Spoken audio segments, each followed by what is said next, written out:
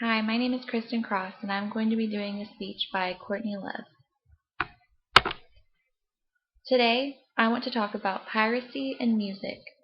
What is piracy? Piracy is the act of stealing an artist's work without any intention of paying for it. I'm not talking about Napster-type software. I'm talking about major label recording contracts.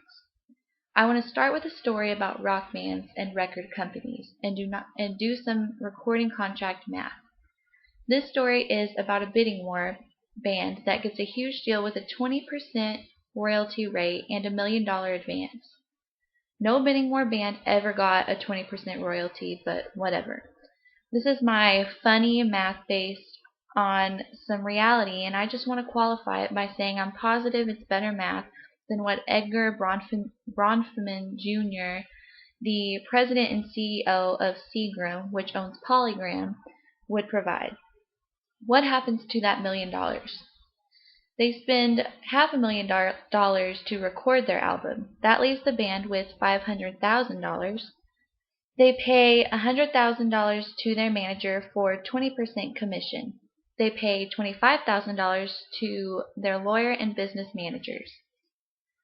That leaves $350,000 for the 4 band members to split. After $170,000 in taxes, there's $180,000 left over. That comes out to $45,000 per person. That's $45,000 to live on for 1 year until the record gets released. The record is a big hit and sells 1 million copies. How a bidding war band sells 1 million copies of its debut record is another rant entirely, but it's based on any basic civics class knowledge that any of us have about cartels. Put simply, the antitrust laws in this country are basically a joke, protecting us just enough to not have to rename our park service the Philip Morris National Park Service. So, this band releases 2 singles and makes 2 videos. The 2 videos cost $1 million to make, and 50% of the video production costs are recouped out of the band's royalties. The band gets $200,000 in tour support, which is 100% recoupable. The record company spends $300,000 on independent radio promotion.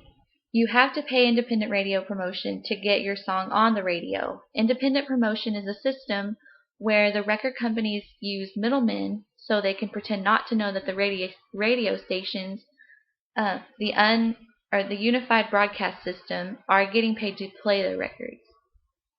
All of those independent promotion costs are charged to the band directly. Since the original $1 million advance is also recoupable, the band owes $2 million to the record company. If all of the million records are sold at full price with no discounts or record clubs, the band earns $2 million in royalties, since their 20% royalty works out to $2 a record. $2. $2 million in royalties minus $2 million in royalties in recoupable expenses equals 0. How much does the record company make? They gross $11 million. It costs $500 million to manufacture the CDs, and they advanced the band $1 million. Plus, there were $1 million in video costs, $300,000 in radio promotion, and $200,000 in tour support. The company also paid $750,000 in music publishing royalties. They spent $2.2 million on marketing. That's mostly retail advertising, but marketing also pays for those huge posters of Marilyn Manson in Times Square and the street scouts who drive around in vans handing out black corn t-shirts and backwards baseball caps. Not to mention trips to Scores and cash for tips for all and sundry. Add it up, and the record company has spent about $4.4 million. So their profit is $6.6 million. The band may as well be working at 7-Eleven. Of course, they had fun. Hearing yourself on the radio, selling records, getting new fans, and being on TV is great, but now the band doesn't even have enough money to pay the rent and nobody has any credit. Worst of all, after all of this, the band owns none of its work. They can pay the mortgage forever, but they'll never own the house. Like I said, sharecropping. Our media says, boo-hoo, poor pop stars, they had a nice ride, screw them for speaking up. But I say this dialogue is imperative.